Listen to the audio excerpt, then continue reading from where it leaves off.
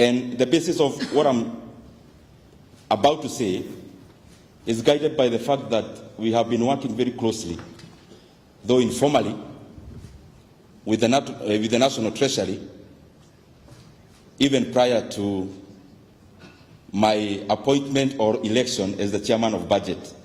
And therefore, most of the things I'll be highlighting, we have many times informally discussed with even the CS for Treasury, Professor Jogona, even prior to the time he was appointed as our CS. As we make the budget of 2023-2024, we are making it at a very dire background. And I'm saying this because most of us participants here are private to some of the issues I'm highlighting, because they'll be forming a basis of our thinking framework going forward. Because as we talk now, for the last 1-2 years, the global economy has been battered. Most of the parameters are in red and south. Even parameters like interest rates globally, even measuring with the biggest economy in the world, they have had to raise interest rates, base lending rate, the Fed lending rate by 75 basis points for 4 consecutive times. They have raised the interest rate 6 times this year alone. Of course, we have inflation here in Kenya, but it's also a global menace across many economies. We have seen others escalating to very high heights, like we saw in countries like Sri Lanka and the others. And therefore, the global economy as it stands now is not in a very good position. And of course, this has been entrenched by the effects of the pandemic in regards to the value chains and other related issues. Coming back home, as we make the budget of year 2023-2024, we all live in Kenya. I suppose there is no one who came this morning from another planet. And we know the situation in our country currently. Inflation, as we saw in the month of October, at around 9.6%. I don't need even to buttress the issue of the high cost of living, exemplified by the high prices of basic commodities. Currently, we have a very dire situation in regards to the drought in our country, where 10% of Kenyans are in acute need of food. And therefore, as we deliberate and as we move forward, it is important for us to know the situation at which we are in. And some of the short-term solutions we'll be seeking between short and medium term in regards to what I have highlighted, because we must start with a country that is feeding itself. That is more than immediate.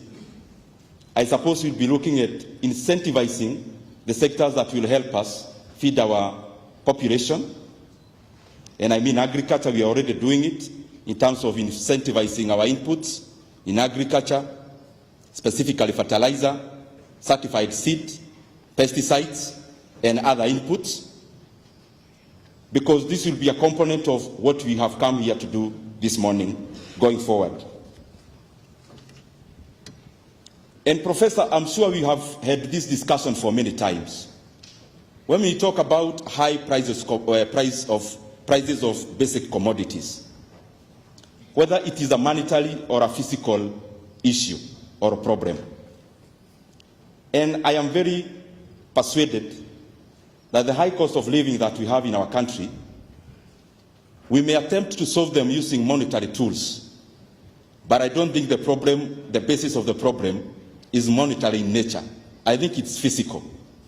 And the more the reason we'll be addressing this matter from the basis of it, that is agriculture, because globally speaking, whatever monetary tool, even of mopping out money from the economy, that we try to inject to curtail inflation, I think that has to go in tandem with more weight put into physical side, because I think the disruption of the supply chain is the basis of the problem that we have currently across the world, not just in Kenya.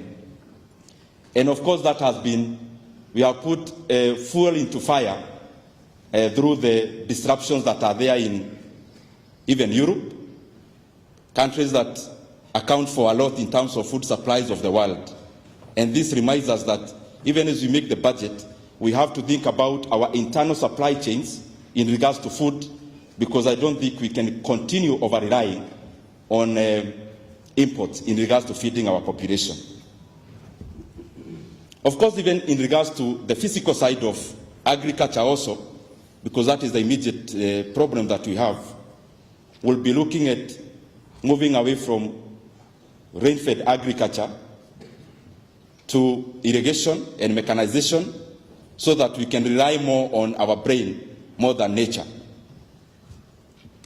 And even as we think about broadly making the budget of our country, because I'm just highlighting the broad framework that I want to persuade all of us that we move forward entrenched in it, we must recalibrate the way we make our budget. In my thinking, I've had time to peruse where we are as a country, and possibly the interventions we may need to have. We may need to recalibrate our budget-making process, in my opinion, so that we also give weight to the investment side of our economy. Many times we only spend money and appropriate money on areas that are only good for expenditure, but I think it augurs well for all of us, and especially our economy, that we put in enough resources in sectors that are investments in nature. We have a sleeping giant in Kenya in mining.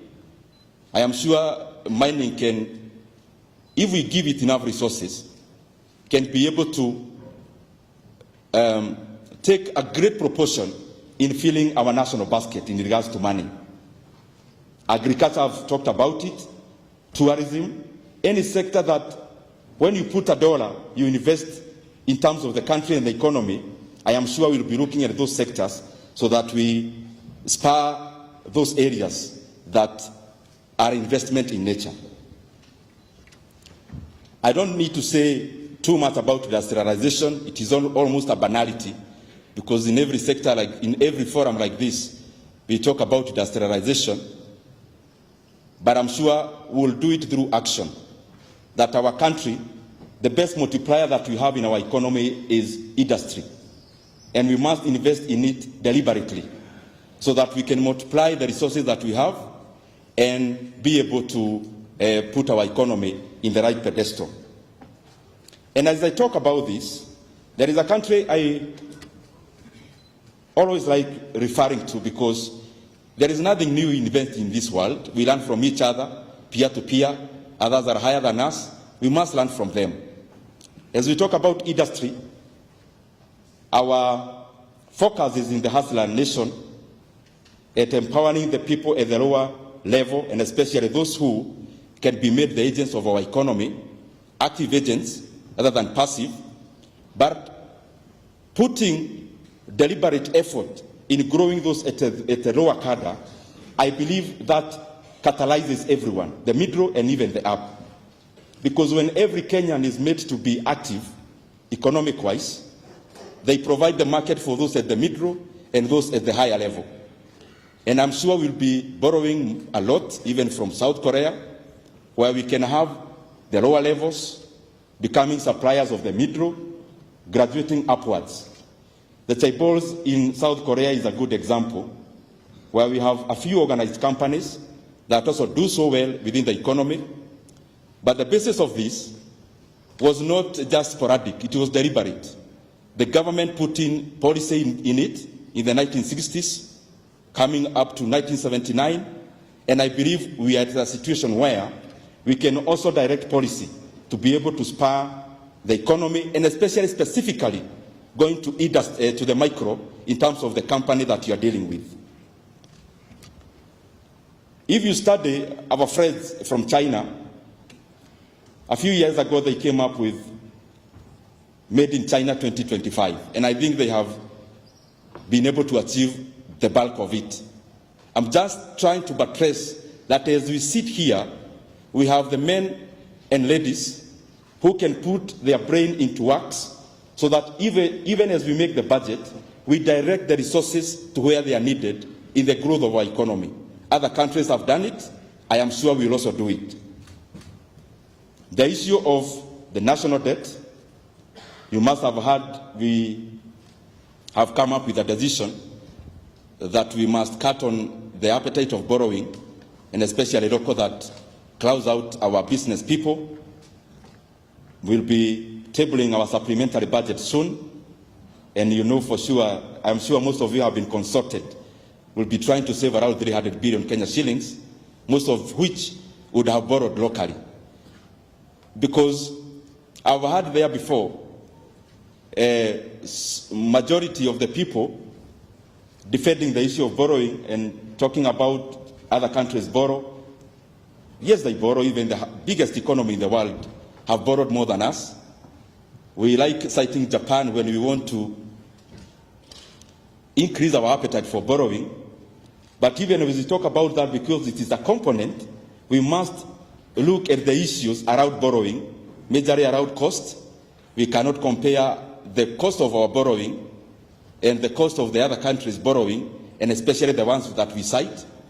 Many times we forget to talk and express our mind in regards to the fact that most of these countries we cite to have borrowed so much also led to others.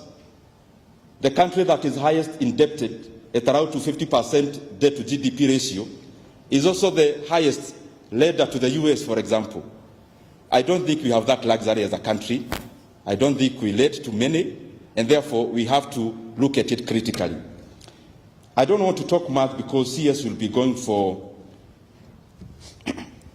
his first cabinet meeting, but I want to say that the broad vision that we have as the leadership, of course, is growth and equity. And when you talk about growth, from where I sit, it is more the component of income more than wealth. And therefore, our prerogative is to put money, yes, in wealth creation, but more importantly, in areas that will bring forth incomes to the people, because the aggregated income of the micro is what we report as the macro income. Going forward, and we have discussed this matter, and I want to bring it forth before this gathering, we are going to change a little bit on how we make budgets. We are going to change a few things.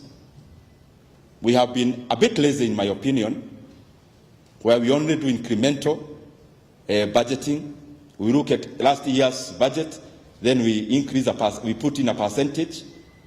We must burn midnight oil and go to zero-based budget so that every entity, every department must account for every shilling they have, especially beyond the salaries, so that we put in some discipline so that we free up our physical space to be able to cater for the issues that I've highlighted there before. And I am inviting all of us, those who will be tasked. My committee is very ready. The National Assembly and Parliament, we are ready, that we interrogate every department and every expenditure line from zero, so that we can build a budget from scratch, so that we can have a basis, a truthful basis, on which, even if we are to invoke incremental, then we have the right basis on the start. Lastly, the elephant in the room in our economy, I believe, one of the big issues is SOEs. I am happy the policy of this government is that government will not be in the business of doing business that can be done by private sector, other than strategic areas. And these things I'm talking about are basics. I'm sure we all think about them. And forgive me for being blatant. We are in Kenya, we have to look for solutions around. I keep wondering, my grandmother, who has never boarded a plane, possibly has never been inside any plane, has never flown to any destination, is made to pay taxes every year to support people who fly via KQ. when we talk about SOEs, we have to dig very deep, because we cannot have SOEs that hemorrhage money. We must have SOEs that bring money to the basket, interrogate the ones that are critical, and offer critical services to the Kenyan people. But I think it is the right time to shift from hemorrhaging money. We structure our SOEs, we curtail their borrowing because most of it is GOK guaranteed and actually dollar denominated, which if there is a disruption in Forex, we end up losing too much. We must interrogate that matter because it is an issue that also has a segment in our budget making process. Budget Committee, PAS, Mr. Gazesha, Development Partners present, all protocol observed, good morning. Still finalizing the MTP form, and we hope to launch it by the end of March next year, 2020 project. So we shall have an introduction. We shall look at, remember, MTPs are actually meant to address the challenges, the pillars of the government development priorities. Then we shall look at the 2020, 2023, 2024, 2025.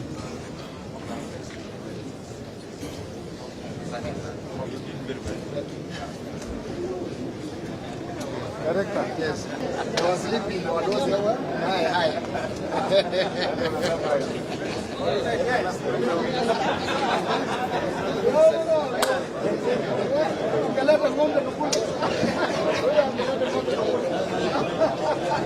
No.